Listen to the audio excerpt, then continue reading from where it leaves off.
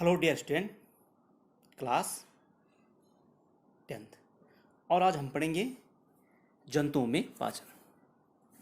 सर्वप्रथम देखिए, जंतु वातावरण की ऑक्सीजन को अवशोषित करते हैं। इसके लिए उनके शरीर में विभिन्न अंग पाए जाते हैं। यह आप देखो जंतु, और ये श्वसनांग, मतलब किसके द्वारा वो सांस लेते हैं। फर्स्ट ऑफ ऑल हम बात करते हैं अमीबा और प्लेनेरिया या अन्य जीव होते हैं। ठीक है, ये लेते हैं सांस किसके द्वारा? कोशिका झिल्ली के द्वारा। अमीबा एक कोशिकीय प्राणी है, प्रोटोजोआ है,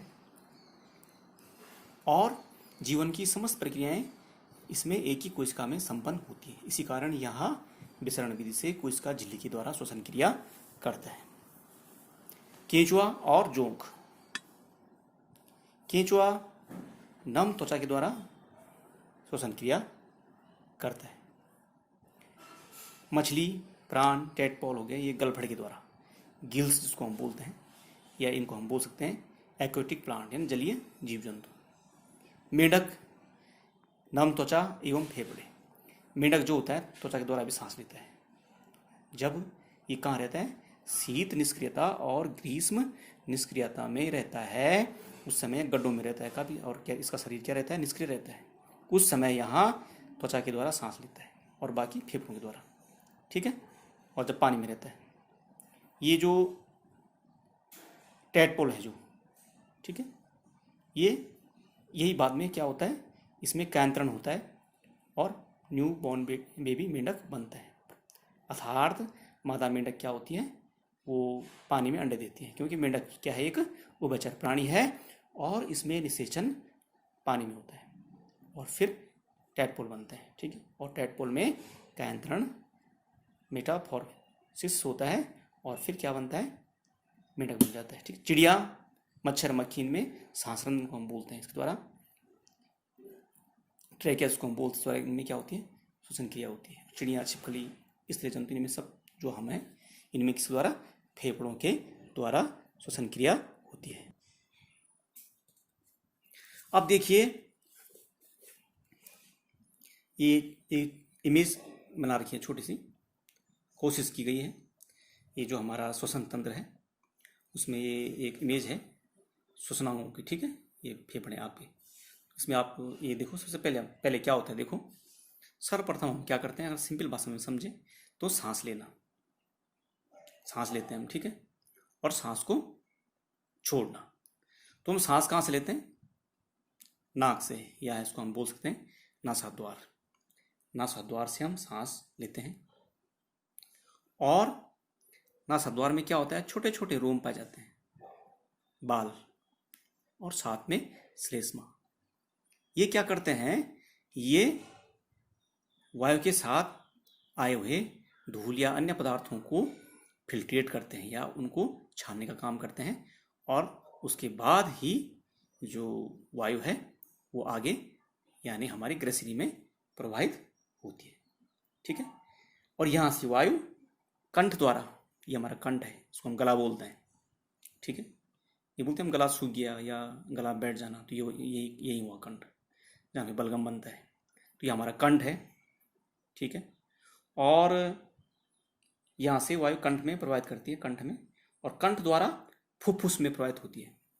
इसके नीचे ये वक्सगुहा है, जो ये पसलियाँ हैं, जो रिब्स होती हैं, जो इसके नीचे होता है फुफ्फुस। ठीक है, तो ये पसलियाँ होती हैं, ये रक्षा करती हैं किसकी? हार्ट की और फेफड़े की रक्षा करती हैं ये पसलियाँ जो होती हैं। तो ये आपकी रिब्स हो गई, पसलियाँ, और इसके बाद कंठ के बाद क्या? फुफ्फुस में प्रवाहित होती है। ठीक है, और कंठ में क्या होता है? एक उपास्थि विलय, इसको हम बोलते हैं। ये रिंग टाइप की होती है, ऐसे घुमा हुआ उपास्थि विलय होता है, जो क्या करता है? यहाँ सुनिश्चित करता है कि वायुमार्ग निपतित न हो, अर्थात बाधित न हो। यहाँ से वायुमार्ग आगे जाती है। यहाँ से अगर फूंक मारेंगे तो ये पूरे जो ये फेफड़ा है फूल जाएगा, गुब्बारा बन जाएगा पूरा। ठीक है, तो ये आपका उपास्थि विलय बोलते हैं इसको, कार्टिलेज रिंग। उसके बाद फुफ्फुस के अंदर मार्ग छोटी और छोटी नलिकाओं में विभाजित हो जाता है। फुफ्फुस के अंदर जो होता है, ये जो दो है, उसके अंदर मार्ग क्या हो जाता है? छोटी छोटी जो यहाँ से नलिकाएं विभाजित हो जाती है, बढ़ जाती है। ठीक है, जो अंत में गुब्बारे जैसी संरचना, जो अंत में ये लास्ट में यहाँ बढ़ गई इधर उधर, और अंत में ये जो है गुब्बारे जैसी संरचनाएं जो होती है में अंतकृत हो जाता है, मतलब बदल जाता है, ठीक है। जिसे हम क्या बोलते हैं, कोपिका बोलते हैं इसको, एल्बियोई बोलते हैं। ये यहाँ दिखा रखा है, उसको हम बोलते हैं कोपिका। और कोपिका क्या करती है, एक सतह उपलब्ध कराती है जिसमें गैस को क्या एक्सचेंज होता है, एक्सचेंज ऑफ द गैसेस, गैसों का आदान प्रदान होता है इसमें, गैसों का आदान प्रदान होता है इसमें। और आदान प्रदान का मतलब क्या हुआ कि जो कोशिकाओं द्वारा जो ऑक्सीकरण के फलस्वरूप जो बनी कार्बन डाइऑक्साइड होती है, वो जो रुधिर जो शिराएँ होती हैं वो क्या करती हैं, वो कोशिकाओं में CO2 को छोड़ देती हैं।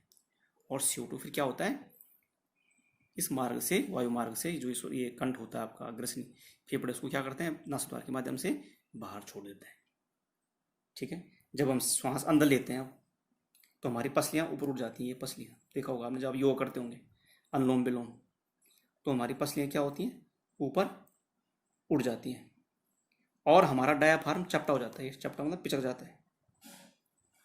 इसके परिणाम स्वरूप वक्ष गुहिका बड़ी हो जाती है, ये वक्ष गुहिकाएँ क्या हो जाती हैं, थोरेक्स कैविटी बोलते हैं इसको, बड़ी हो जाती हैं। इस कारण वायु फुफ्फुस के अंदर चूस जाती है और विस्तृत ये जो कोशिकाएं होती हैं इनमें भर जाती हैं, ठीक है। और उसके बाद ये कोशिकाएं क्या करती हैं, वो जो ऑक्सीजन होती है आपकी, वो रक्त कोशिकाओं में मिल जाती हैं, और रक्त कोशिकाएं उसको शरीर के विभिन्न भागों अर्थात कोशिकाओं तक पहुंचाती है। इसमें कोशिकीय शोषण होता है। कोशिकीय शोषण का मतलब क्या होता है कि वहाँ भोजन का ऑक्सीकरण होता है, जो हम पहले पिछले अध्याय में पढ़ चुके हैं, और वहीं से क्या बनती है, फिर CO2 बनती है। तो जो हमारे शरीर के विभिन्न भागों से कोशिकाओं से CO2 को लाती हैं उनको हम शिराएँ बोलते हैं, अर्थात इनमें अशुद्ध रक्त या कार्बन डाइऑक्साइड युक्त रक्त बहता है, और ये कहाँ तक लाती हैं, यहाँ कोशिकाओं तक लाती हैं और फिर यहाँ छोड़ देती हैं, ठीक है, इसमें फुफ्फुस में या फेफड़ों में, और फेफड़े उसको CO2 को बाहर निकाल देते हैं।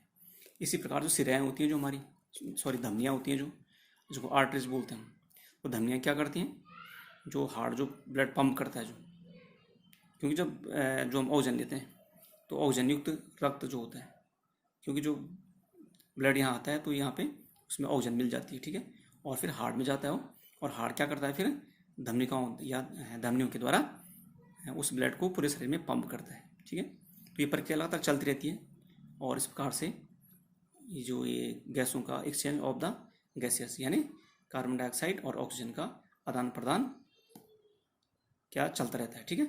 यानी फेफड़े से कहाँ, रक्त में, रक्त से कोशिकाओं में, कोशिकाओं से फिर वो जो शिराएँ होती हैं उसको लाती हैं, ठीक है, और शिराएँ फिर ये जो शिराएँ जो होती हैं यहाँ फेफड़े में छोड़ती हैं उसको, फेफड़ा उसको शरीर से बाहर। शिराएँ आपने देखी होंगी त्वचा में जो दिखाई देती है हमको साफ साफ नीली दिखाई देती हैं जो, ठीक है।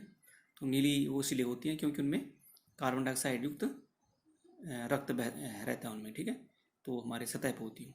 और धमनियाँ क्या होती हैं, वो काफ़ी अंदर होती हैं शरीर में। तो इस प्रकार से ये काफ़ी जटिल प्रक्रिया है, इसके बारे में विस्तार से आगे ग्लाइकोलिसिस या अन्य जटिल प्रक्रियाएं आप उच्च कक्षाओं में पढ़ेंगे। फिर भी अगर कोई समस्या हो तो आप पूछ सकते हैं। Okay, thanks.